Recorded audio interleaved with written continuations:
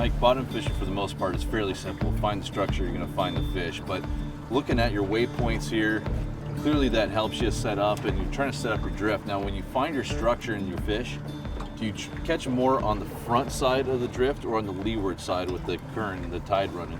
Mostly on the leeward side. Really? So Okay. yeah, it's kind of like fishing the back eddy. Okay. Downstream.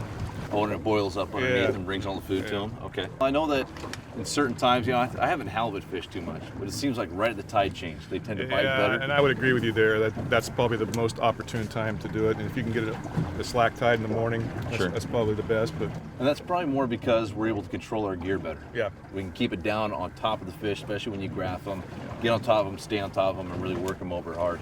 We're gonna go through our gear here real quick. We're stepping up our gear in size just because we're after bigger fish, heavier leads, and deeper water. So starting out with the rod here, this is a 20 to 40 pound rod. And then our line, this is a 65 pound braid 8.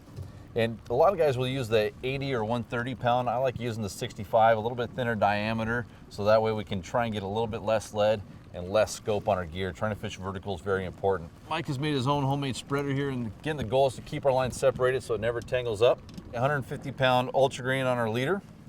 And then this is a pretty sweet little setup that Mike has going on here. He's got the big old size 13 spinner blade here. This is a Tolman Thumper with a little blinky light on the back side of it. So it's gonna clang around and smack big old hoochie skirt.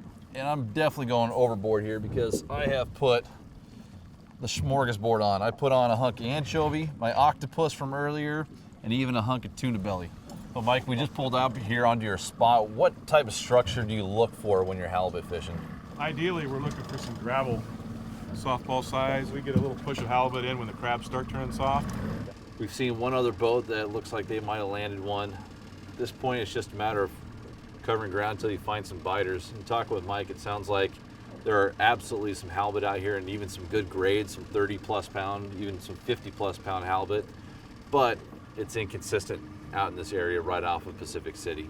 One day could be phenomenal, the next day could be a bit slower. There he is.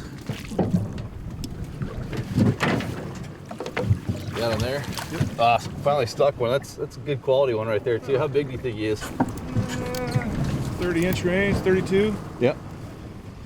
And there it is. Thank you, sir. Yep. With that thumper blade, big old hoochie, a little blinky light. Mike, I like your setup. A lot of flash, a lot of thump. Awesome.